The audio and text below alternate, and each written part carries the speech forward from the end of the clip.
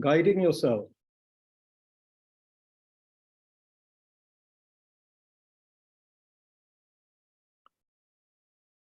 To realize that only your own mind and effort can release you from your ego is most worthwhile. For years and years, and by the way, Buddhists would say for lifetime after lifetime, all we've done is build up our ego, and under the influence of its hallucinated projection of the sense world, we have run from one thing to another as if we had lost our minds. To now have even a flash of recognition of this reality is most worthwhile. Well worth the effort. Don't think that without your own effort, without your own wisdom, you can stop the schizophrenic mental problems that result from the energy force of your own ego. It's impossible. No teacher worth their salt believes that you can solve your problems without your own effort and action. That's a dream. Don't think God will do everything for me. Buddha will do everything for me. I'll just wait. That's not true. I don't have to do anything. That's just not true. You've already done everything, and now you have to experience the powerful consequences. You can see all this through your own experience. Just one meditation session is all it takes. Matlab, one session is all it takes to see how our mind is running after this, that, and the other, how it is hallucinating, how it is projecting, how it is completely out of our control. Okay, so now our motivation is to tame this uncontrolled mind, which is the source of my happiness and my suffering. The uncontrolled mind, of course, is the source of my suffering. The tamed mind, the mind that sees its own nature clearly, that is the source of ultimate happiness. Connected with that is the motivation to be of highest benefit for others, to live for others as much as possible, not just for oneself. I'm just one person. How could others not be more important than me? So with that open-hearted attitude, combined with wisdom, we engage in the basic practice, calming the mind through awareness of breath, with stillness, sense of relaxation, and with a very precise and yet open attention, vigilance. So these three qualities: stillness, relaxation, attentiveness. We can watch the breath, make sure your posture is appropriate and upright.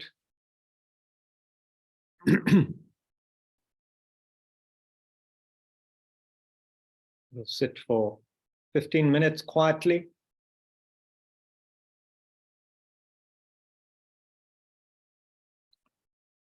Use the out breath skillfully to experience a sense of letting go and relaxing, a dissolving, this holding we have, which creates so much stress. Let that go with the out breath. And be aware, recognize when thoughts come, and gently let them go and come back to the breath.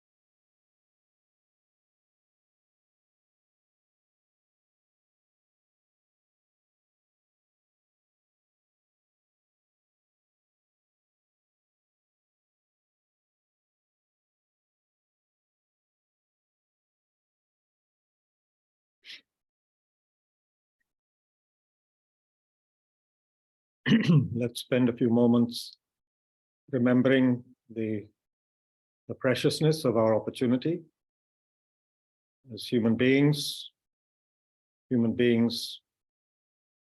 don't have to live on the street, don't have to get up at 7 o'clock to set up our shop to survive.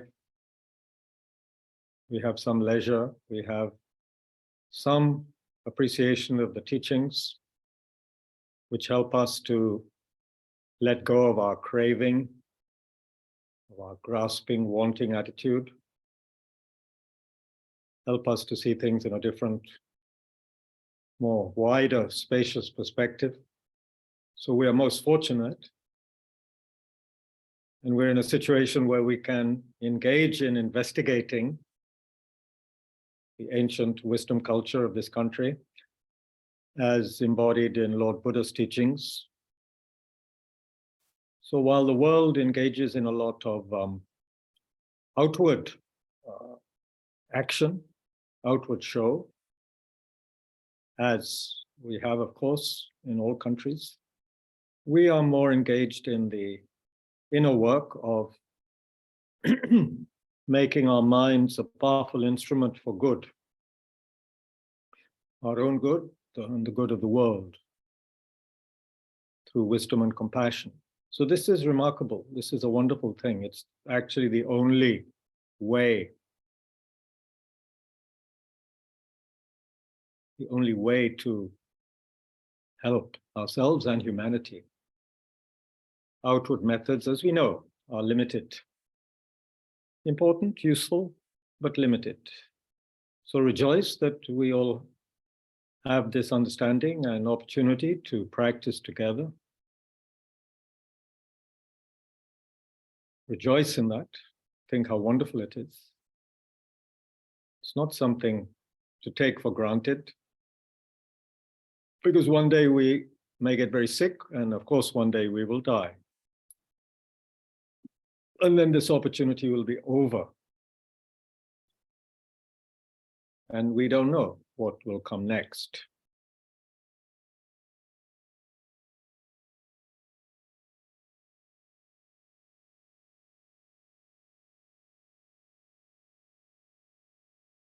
Think about this. Feel gratitude, sense of rejoicing, but also that sense of understanding of our mortality, the urgency of beneficial action now, not sometime in the future.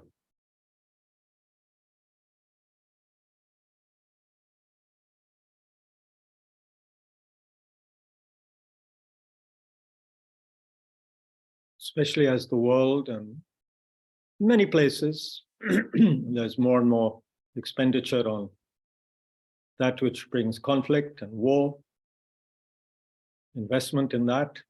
We need to invest in the good heart, the good mind, the kind, wise mind that we all have. What Lama Yeshe, our founder, called our wisdom consciousness.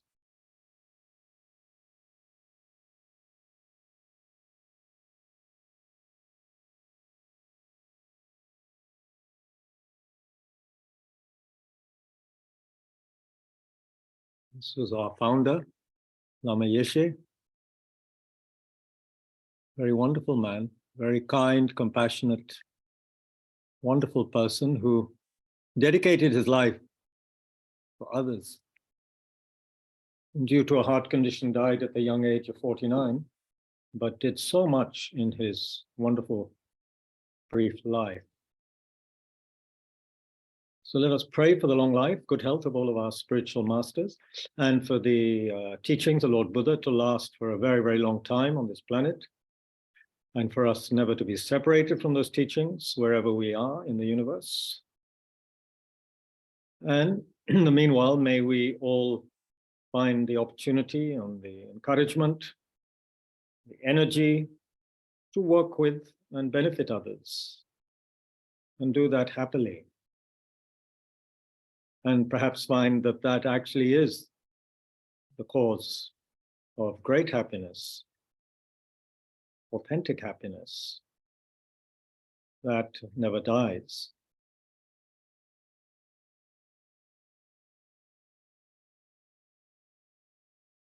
And remember all the people you want to pray for, people who are sick or dying or lonely, who have just died, suffering from very painful diseases. Remember them and dedicate for them.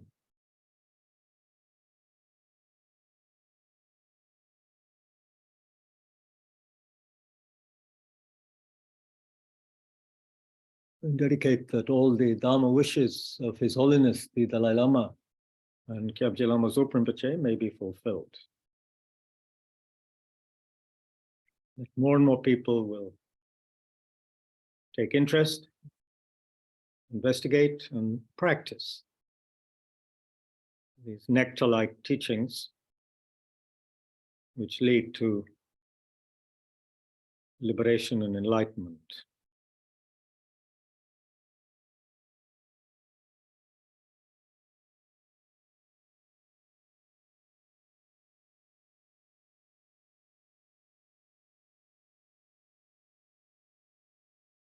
Thank you all very much for joining.